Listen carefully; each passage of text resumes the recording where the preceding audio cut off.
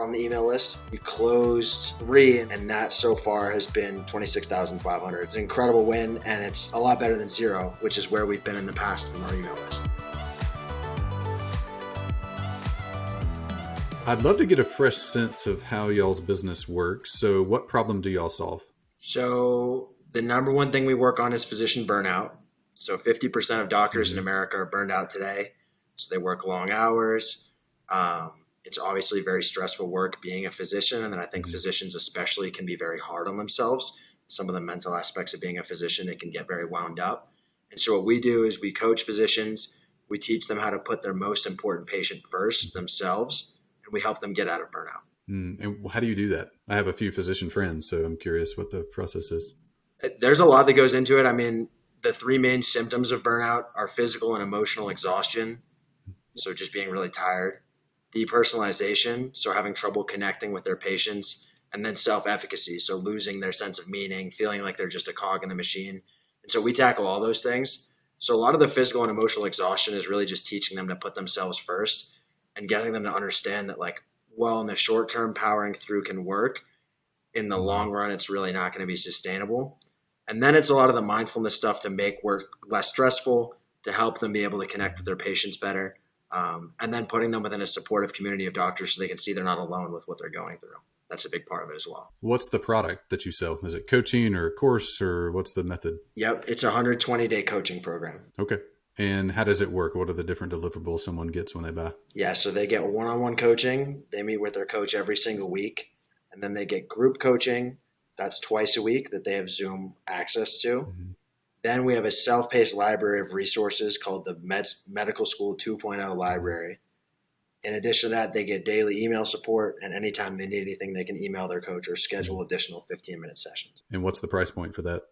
It varies. It can be between $7,000 and $12,000 depending on the program. Okay. And do you have a best fit doctor you work with? Is it hospitals or people in private practice, or is there any specialty, or is it just anybody in the medical profession? Yeah, just a physician. Yeah. We work with private practice, community hospitals, academic institutions, researchers, physician leaders, you name it. All right. So before we get into the weeds, I've had a recent win that I want to talk to you specifically about. Before I do that, I just want to know about Davi the human. So where are you from? What do you do? Family situation? Kind of walk us through your personal life. What's that look like? Quick 30-second overview. Yeah, sure. So I'm from Boston. My mom is from Boston too. She's Dr. Gazelle, so she's the face of the operation, and then I handle a lot of the business and growth stuff behind the scenes.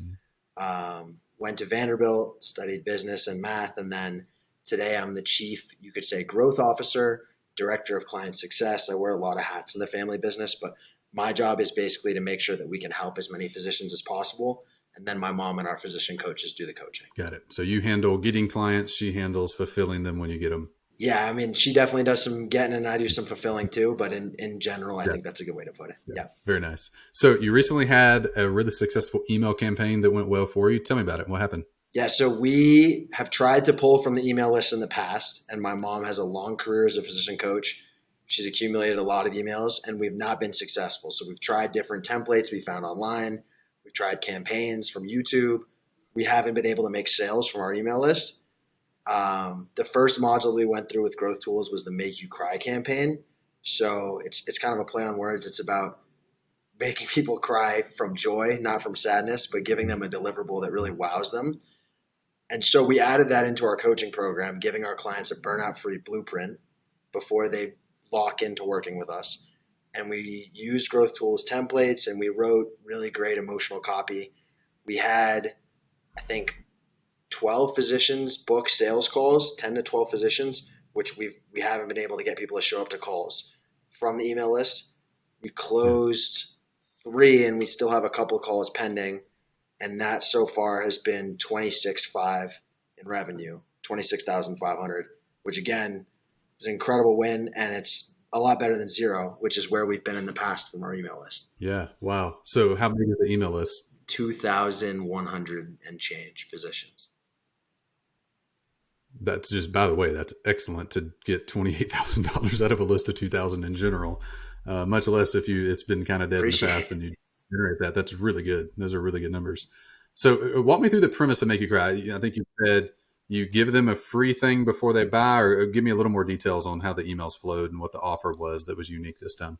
Okay, yeah. So like the tactical, what emails did they get, and then how the process worked for a client? Yeah, we don't have to go email by email, but what was the overall hook, and what was different about this that actually got people to do something this time? I think the copy was so much more emotional. Like in the past, we had tried discounts and we'd tried a Black Friday, a Valentine's Day, 3 spots left, that kind of thing. But with the Make You Cry, I think it hits so well for our audience because physicians can experience a lot of pain. Yeah. And a lot of physicians really dread their work and like are like at the point of being about to cry about medicine. And so when we flipped that on its head and we were like, we're going to make you cry tears of joy when you get excited to being able to enjoy this career you've worked so hard for, it hit. Yeah. And when clients got on the calls with me, what they said time and time again is your emails came at the perfect time, which we've never heard before. Yeah. But people would say like, well, I've just been struggling with this or this, and I haven't been able to get out of bed. And I read the emails and I just knew it was time to act on it. And so I think the emotional appeal and the copy that Growth Tools helped us with and the templates that we used was the difference between, oh, okay, there's a little discount and it's actually time for me to make this change in my life. So walk me through the first email. What was the basic gist of it? I'm still not super clear on what the email said that made them like actually move this time. So what was the hook on the email? Okay. So we launched the 5-day Make You Cry campaign, and it was our number one goal was to make you cry. And the hook from there is we want to make you cry tears of joy when you see the burnout free blueprint that we give you. And you're going to see that enjoying your life and your career in medicine is actually possible. And that's going to bring tears to your eyes. So introducing the possibility to them that they could actually be looking forward to work. And is there a guarantee? Like if I get the plan that you make for me and I don't like it, what happens? Exactly. If you get the plan and you don't like it, you get your money back. We require you to get your money back. So is this the first time you ought to offer a guarantee overtly in copy? Yeah. Okay. Yeah, that's significant. Cool. All right. So yeah, to say it back out loud to you, you email you the list of like, hey, you're either going to fall in love with this blueprint we make for you that's going to transform your interaction with the work that'll take you from drudgery to actually enjoying being a doctor, or you get your money back. Just come try us out and see what happens. And from that, book 12 sales calls, close 3 people, 28K of revenue. Yeah, exactly. 26 and a half. Yep. Yeah. Good job. Who does the sales calls? I take the sales calls. Yeah. Okay. Walk me through those. How do those flow? Yeah. So it's basically, really brief rapport, like at the beginning of the call, hi, how's it going? And then it's, let's jump in, dive into their pain. So spend like 20, 30 minutes painting the picture of what their current state is like, how burnout is impacting them today, or if it's not burnout, what their pain points are, how that's showing up in their personal life, getting a really good picture of what they're going through today, and then just pivoting to where they want to be. So having them say in their own words where they're at today and where they want to be. And if I think we can help, then I say, I think we can help. Can I tell you how? And then I walk them through our program, and I walk them through based on what they've shared with me, specifically what we would coach them on. And then we answer any questions. And if they're ready to go, we close them on the phone. And if not, we occasionally will give them some time to think about it or come up with a payment plan, or sometimes there's things that need to be worked through, but that's the gist of it. What are the most popular objections you get? I mean, price. People definitely have qualms about spending that much money at once, especially physicians that are still paying off student loans and have a mortgage or kids' tuition, things like that. I think that's the big one. An objection that we get is just if they're not going to be working directly with Dr. Gazelle, my mom, who's the face of it, it's okay, well, then who am I going to be working with, and how do I know that your associate coaches are as good as you are? Yeah. And then, I think those are the two biggest objections that we get. How do you handle I'm not working with your mom, I'm not working with the expert, I'm working with some other Yahoo I've never met before? So what do you say to that to get people over that? Yeah, exactly. I mean, we just talk about how rigorous we are in vetting our coaches and how they have to have been a physician and then been a physician coach and then go through my mom's mentorship program before we can trust them with clients. And then emphasizing the fact that they're still getting access to my mom through the group coaching. So really it's 2 coaches in one. Yeah. Oh, that's good. I love the 2 coaches in one line. How does that practically play out in the deliverable side? Is there, I think you mentioned this in the beginning, but the group calls, are those weekly or monthly, or how do those go? Yeah, they have access to the Zooms twice a week. So one's in the morning Eastern time, one's at night Eastern time, and then they schedule their coaching session with their coach. Okay. And how long, what's the format of those group calls and how long are they?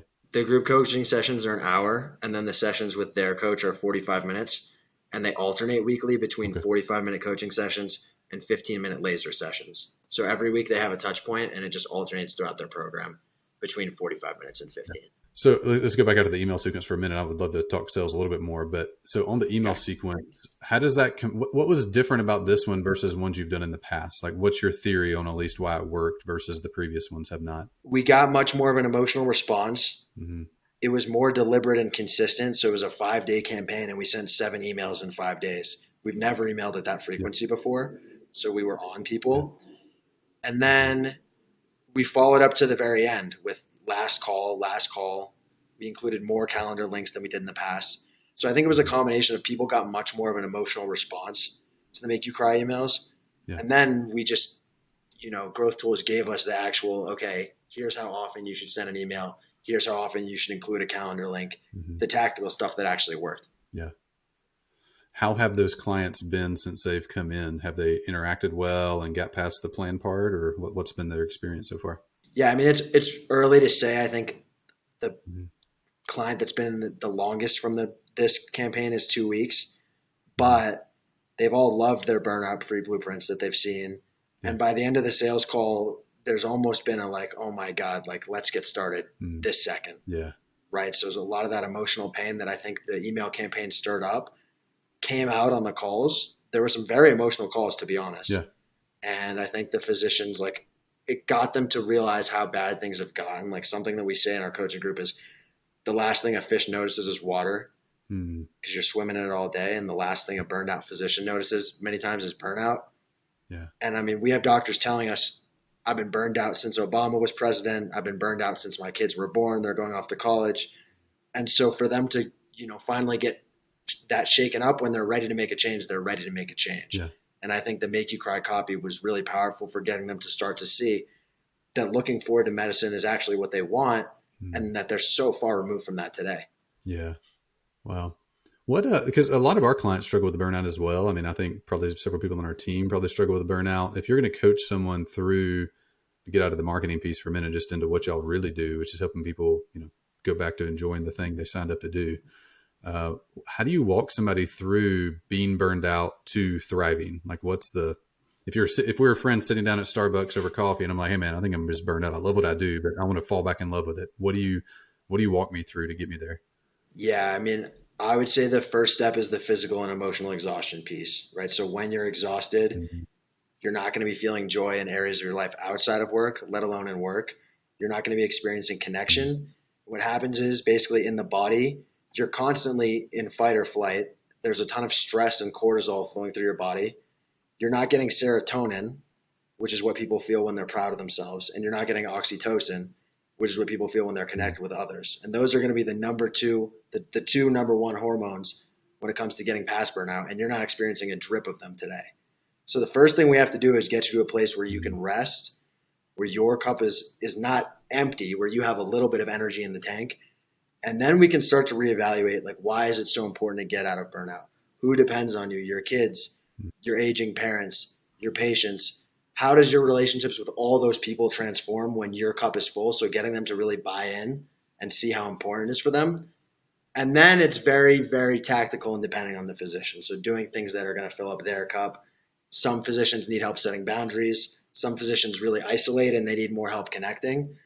But it's basically getting them to a point where they can start to imagine life actually being fun and enjoyable again. And then it's making that happen. That's really good. I feel like this is helpful for a lot of people.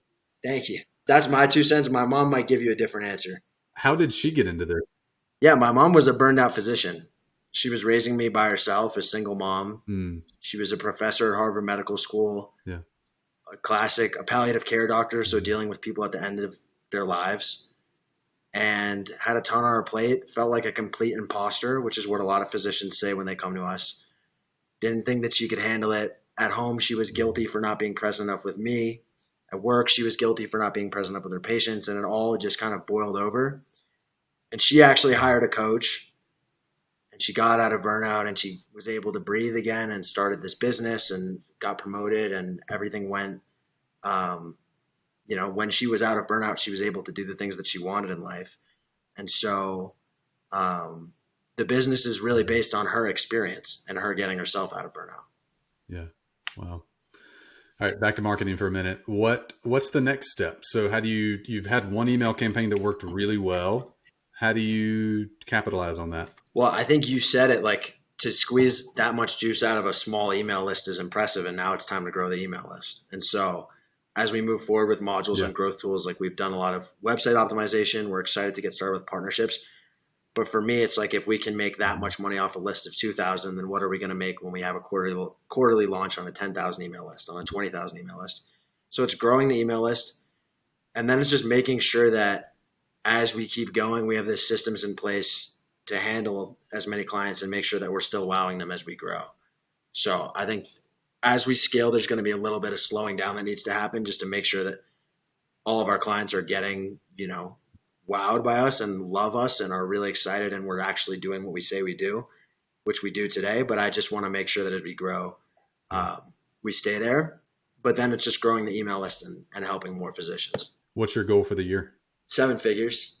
Yeah, we were at 400,000 in 2022, and I think we should hit $1 million in 2023. Yeah, I love it, man. I love how you're thinking about this worked, and it worked to a small list, which, by the way, you could totally do it again in a quarter to the same list. You won't get quite the same result, but you'll still get results out of it. I love everything about your business. One, you're saying the same make you cry? Yeah, totally. You can make minor modifications or no modifications, run it again in 90 days and still get results from it. But it'll be diminishing if you don't fill up the list as you're thinking. But I just love y'all's business. I love that you have an extremely refined target market. I think over time you could even get specifically verticalized within that, meaning focus on primary care physicians or whatever, because you can talk to the specific pain point, because there's nuances and difference that exist, because you could sell burnout remedy to literally any human, almost any professional that's like working a lot. But I love the business. I love the story. I love the methodology. Like I'm uniquely interested in just what y'all teach. It's really good. So just kudos to y'all for doing so well right out of the gate and crushing it with a list of 2,000 people. And I'm looking forward to seeing what y'all do as you continue to grow the list. It's going to be really good. What do you think, what's your biggest obstacle to get from 400K to 7 figures this year? Like, what's the number one blocker? I mean, the reason why we signed up for growth tools is because we wanted more leads. So our close rate's above 50%, and we've got a great product that I feel really good about. There's some, little fine tuning, like the videos that go along with the course could be a little better. And we're doing all of that, but we just need more at bats, right? So we need more doctors to show up for sales calls. We need more leads. So that's the bottleneck in the business, is 100% leads. What's your biggest takeaway from this win?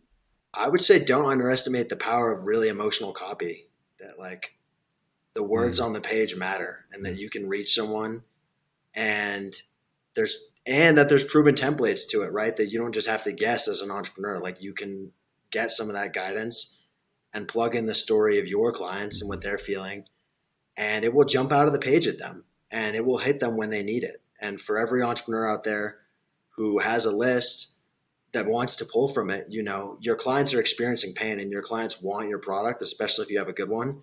It's just about having them make that connection and realize, that you're the logical solution, and that what they're feeling today, they can actually get out of. And so, I mean, it's changed the way we're going to run our business. We're going to keep doing quarterly campaigns, the email list. Now we know what we're doing with our email list, which is huge. We know how to grow it. We know how to pull from it. We know we can pull from it. But even in our blogs, in our sales pages, in our LinkedIn posts, just thinking about how we can connect with that client and really think about what they're going through and activate a little bit of that in their head and that pain through that copy is a huge lesson that we're taking. One follow-up question on something you said. You said y'all did $400,000 in sales last year. Where did that come from? What were the breakdowns or sources for that? I think it was a classic, spaghetti at the wall type of business thing. We didn't do any paid, but just like a lot from SEO, some word of mouth, some institutional clients, like a classic, like the product is there, but the business stuff isn't, pre-year to scaling. So that's a great spaghetti at the wall year. Yeah, we'll take it. I mean, I think there's a ton of room to grow in the business, and after we hit seven figures, I'm excited to grow from there. Um, Yeah. but yeah, I'll take it. So is this your 5 years from now? Are you still working on this business? Yeah, four for sure if we don't sell it in five. Mhm. And a big component of our work too that like we haven't really focused on at all yet is our leadership offer. So physicians basically can be Mm, incredible cardiologists and they get promoted to being the chair of cardiology or the department head or a medical director and they don't know how to lead. And all that perfectionism and self doubt and burnout is only magnified when you're responsible for other people. And we do tremendous work with physician yeah. leaders. We can definitely get to seven figures, and I think we can get to multiple seven figures just on the coaching offer. But eventually, when we diversify there too, um, yeah, I mean this is a business that is going to grow a lot. And then another challenge, and if you have any thoughts here, like the business is on gailgazelle.com, and the face of the business is Gail Gazelle. It's really hard to sell a business called Gail Gazelle. Like your business is called Growth Yep. Tools or Growth University. It's not called Brian Harris. So eventually, we're going to need to change the way we brand things, but I'm not sure how to do that. For sure. Your mom's the biggest asset and risk. Like she Yeah, doesn't want to do this forever. And yeah, I've lost count of the number of close friends who have built businesses with their name. Like there's plenty of front facing businesses, but like probably one of the bigger ones that's going through this right now is Dave Ramsey, who's probably the longest running course creator seller that there is. And they've renamed the business to Ramsey yeah, Solution, but like, man, it's so embedded in the DNA of everything. Like they will navigate that successfully, but it's going to take 2 decades and they're a decade and a half into it of the transition. So, I mean, we can get into the strategic part of when to do it, but like the sooner the better for sure. And that's a hard name to spell, by the way. So just literally typing that into Google is not easy. So you have like practical parts of that. But for sure, she can stay the face and her name be prominent and all that stuff. But the brand equity being built up in the business name with you and her, maybe primarily her as the front facing people, is like definitely the strategic way to go. And the longer you take, the harder it is. So the best time to do it was like 2 years ago.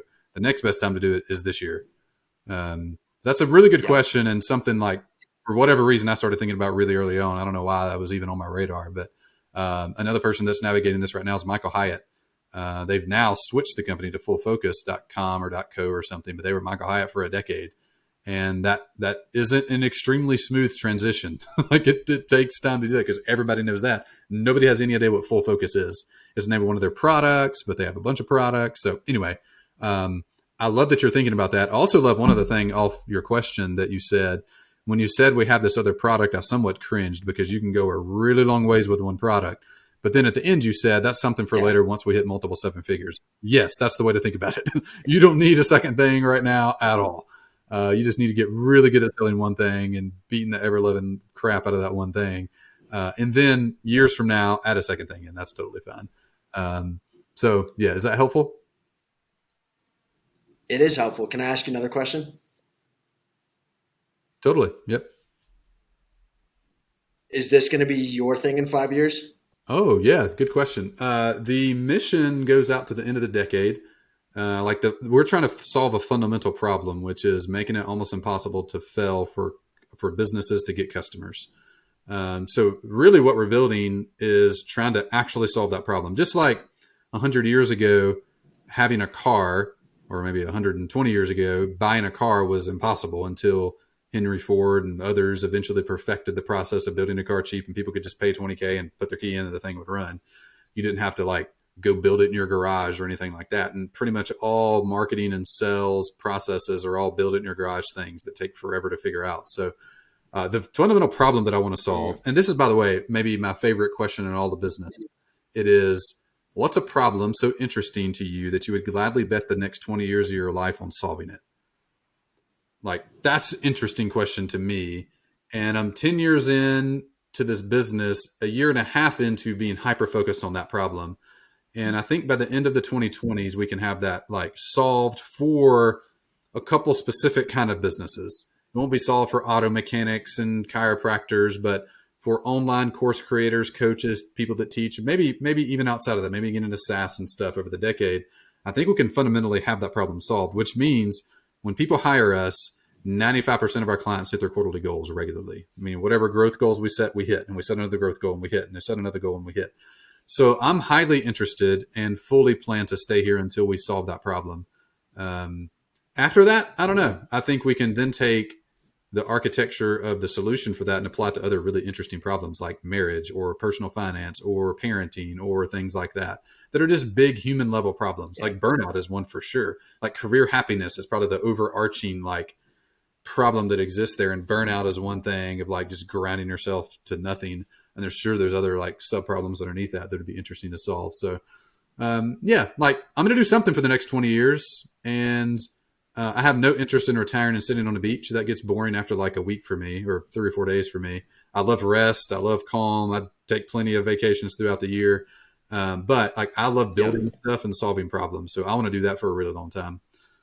It's hard to imagine the end of that. Now, the end of this problem, like we'll eventually like solve it, whether it's 8 years from now or 18 years from now, it'll get solved. And then I'll look up and figure out what's next. But it'll probably be something along the similar lines. But I keep a list actually of like cool problems, and they're just all over the map of crazy stuff. But I'm hyper focused on this one until we beat it, and then figure out what's next. That's really cool. If you weren't an entrepreneur, what would you be doing? I don't think there's another thing that I would do.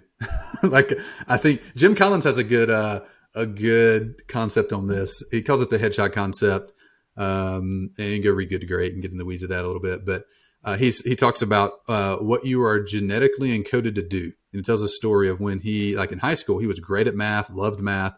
He goes to Stanford, and then he goes to his first calculus class or whatever class you would take, mathematics class you would take as your first year in Stanford. And he met people who were genetically encoded for mathematics. He's like, oh, like that's not what I'm supposed to be doing. They're supposed to be doing that. Like I'm definitely not genetically encoded to do it. And I think for me, I'm just like built to build things. So I don't know. If I weren't, I would be scratching that itch some other way. Like I'm a big fan of Michael Pollan's work. He's I don't know what he would call himself, like investigative journalist is probably the wrong name, but he's written a bunch of books that are like really interesting. I could see doing something like that, but it would be still solving some problem. Yeah. So I think I'm built to be an entrepreneur. Like when I hear those sales letters or ads or about retiring and like build a business so you can sell it, like none of that's even remotely interesting to me. Unless it's a means to an end to solve a problem, like you're going to sell off a thing to get the cash to invest into the thing you're doing, like great, but like that's not an endpoint. None of those things are actual endpoints. They might solve your personal finance problems, which are great, like solve that, but then there's something after that. Then you got many years of life left. So for me, this is just like I would be solving some other problem. If I weren't solving this one, I'd pick another one that's like intrinsically interesting, fun, and like really helps people. Yeah, good questions. These are good. Really cool. Yeah. Hey, last thing, how can people find you? What's your website? GailGazelle.com, GailGazelle.com. Yeah, or Gail Gazelle on LinkedIn or Twitter or whatever. Don't look Daavi Gazelle up. You'll see a bunch of Yankees baseball stuff and not related to just Burnout. So look up Gail Gazelle. We're definitely looking all up your stuff now. Well, thank you so much. I appreciate you taking the time. It's really good to meet, and I appreciate you. And we'll be tracking you close. Everybody that's following, that's intrigued by what y'all are doing, go follow them. Sign up for the email list and pay attention. If you're a doctor, absolutely go check their stuff out if you're burned out. Appreciate you, brother. Awesome. Thanks so much, Brian.